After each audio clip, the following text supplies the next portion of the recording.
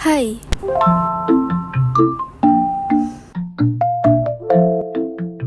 Saya Zafira Nurul Syarafina dari kelompok 3 OSCM Entry 28 ITB Jakarta. Di sini peran saya sebagai Vina Finance yang bertanggung jawab dalam mengelola seluruh transaksi keuangan PT Benza dengan steady case distribusi peralatan rumah tangga. Adapun fitur-fitur di modul accounting yang akan saya jelaskan ada 7, yaitu create new accounts atau COA, pajak, bank statement, accounting reports, aset, budget reposition, sampai skenario cicilan. Nah, COA ini umumnya merupakan akun yang memiliki kode, nama, jenis akun yang menunjukkan fungsinya seperti aset, liability, pendapatan, beban, ataupun ekuitas. Caranya mudah, yaitu tinggal pergi ke modul accounting, kemudian configuration, dan juga pilih chart of accounts. Di sini sudah tersedia beberapa list COA-nya. Nah, tinggal klik new untuk membuat yang baru. Di sini saya coba untuk membuat akun inventory dengan kode 110301, tipenya current asset, dan masukin currency-nya IDR. Selanjutnya pajak masukan, di mana fitur pajak di Odoo ini digunakan untuk mengelola pajak masukan atas pembelian barang dan jasa oleh perusahaan. Caranya langsung aja ke bagian configuration dan pilih text. Nah, kemudian buat new, di sini saya ingin memasukkan skenario-nya PPN-in atau pajak masukan sebesar 11%. Tax type-nya diganti purchase, amount diganti 11%, kemudian di bagian advanced option, setting untuk bagian tax group-nya. Ganti juga untuk country-nya menjadi Indonesia.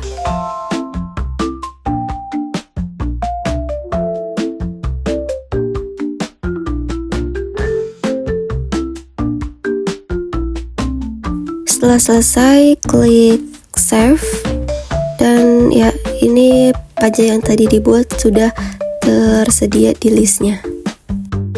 Nah, untuk fitur yang ini berfungsi untuk mencatat transaksi bank yang tidak secara penuh menyelesaikan satu invoice, tapi hanya sebagian dari nilai tagihannya atau dikenal sebagai partial payment. Pertama-tama buat dulu customer invoice dengan klik new. Kemudian di sini saya contohkan customernya Ashmore dengan invoice date-nya tanggal 9 Juni, dan di sini dia beli AC dengan quantity 1, harga 315, dibayar secara parsial. Setelah udah klik confirm,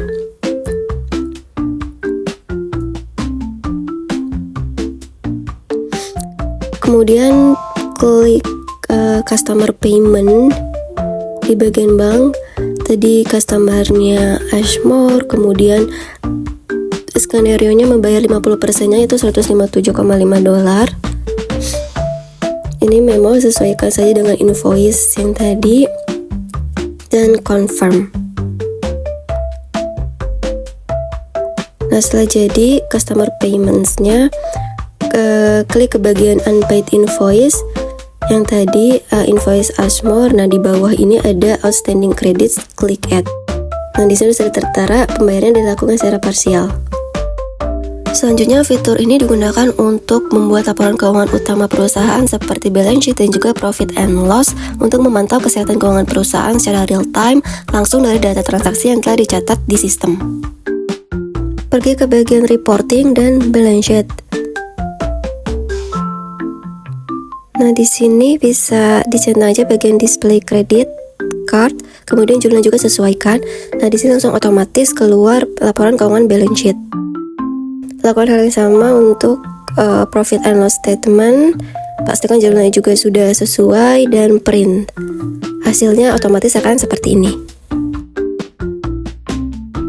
Next, ada aset, di mana di Odoo ini digunakan untuk mencatat dan mengelola aset tetap atau fixed asset milik perusahaan yang memiliki masa manfaat lebih dari 1 tahun, serta untuk melakukan penyusutan otomatis atau depreciation sesuai umur ekonomis aset tersebut. Langkah awalnya ialah pergi ke configuration, kemudian aset kategori. Nah, misalnya skenario-nya aset type-nya untuk komputer dengan masa depresiasi 3 tahun. Untuk jurnal diisi operation, asset account fixed asset, dan depreciation entries-nya accumulated depreciation dan expenses.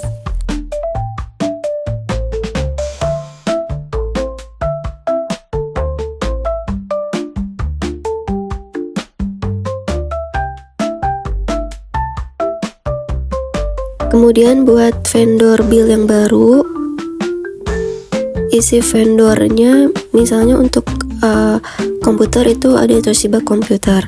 Karena saya belum buat vendornya, jadi isi bagian address, phone, dan juga country dari vendor itu sendiri.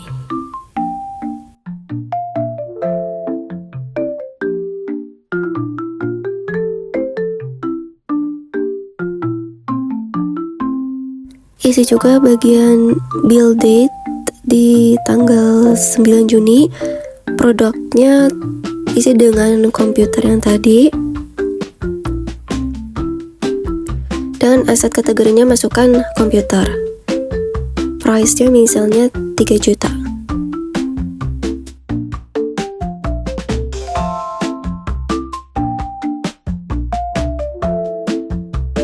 Setelah selesai, klik bagian confirm. Nah, lalu pergi ke bagian aset di bagian accounting. Di sini sudah tersedia aset komputer yang telah dibuat tadi. Nah, di sini keterangannya depreciation date-nya akan berakhir di tahun 2027 dengan residual 0 dan depresiasinya sebesar dengan harga awal beli sebesar 3 juta. Budgetary positions itu digunakan untuk menentukan akun-akun mana saja yang akan dikontrol dalam sistem anggaran atau budgeting. Pergi ke bagian configuration dan juga klik analytical accounts.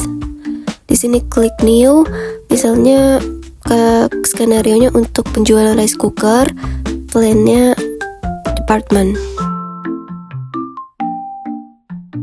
Buat lagi yang baru, misalnya untuk keperluan digital marketing yang perlu dikontrol anggarannya, plan-nya departments juga.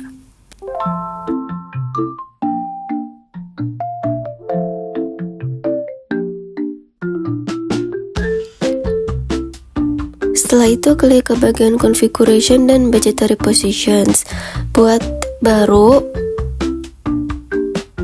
name-nya misalnya untuk biaya, akunnya yang dipakai itu expenses. Klik save. Buat yang baru, selain biaya ada pendapatan. Untuk akunnya yang digunakan yaitu product sales.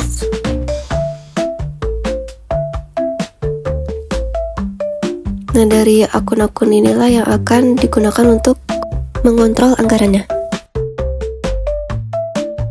Fitur yang terakhir ialah satu invoice dengan 2 payment, di mana proses ini terjadi dengan satu invoice, baik vendor atau customer memiliki jumlah total tertentu dan pembayarannya dilakukan secara bertahap atau 2 kali dalam periode yang berbeda. Pertama-tama buat customer invoice yang baru, skenario-nya misalnya nambah customer-nya Sakti, kemudian isi invoice date-nya di tanggal 9 Juni. Dia membeli produk mixer dengan jumlah kuantitinya 3 dan harga per produknya itu 5.000. Sehingga nanti totalnya 5.000 dikali 3 menjadi $15.000. Kemudian buat vendor payment yang baru, dengan payment type-nya send, isi vendor yang tadi Sakti juga, memonya diisi dengan invoice yang tadi dibuat dengan amount-nya sebesar $10.000 atau secara parsial. Setelah itu masuk ke bagian customer payment, klik bagian new dan payment type-nya receive, isi customer Sakti dengan amount-nya sebesar $10.000. Kemudian bisa di-confirm. Dan kembali ke invoice customer yang tadi, di bagian bawah sudah ada outstanding credits, tinggal di-add. Pembayaran parsial telah berhasil dilakukan. Di sini tertera juga sisa pembayarannya yaitu sebesar $5.000. Kemudian buat customer payment yang baru, dimana payment type-nya receive dan customer-nya Sakti, amount-nya diisi dengan sisa pembayarannya yaitu $5.000. Kemudian klik confirm. Setelah itu refresh bagian customer invoice. Di bagian bawah sini tinggal klik add di bagian outstanding credits. Dan ya, untuk pembayaran termin kedua atau pembayaran yang kedua telah berhasil dilakukan oleh Sakti. Terima kasih.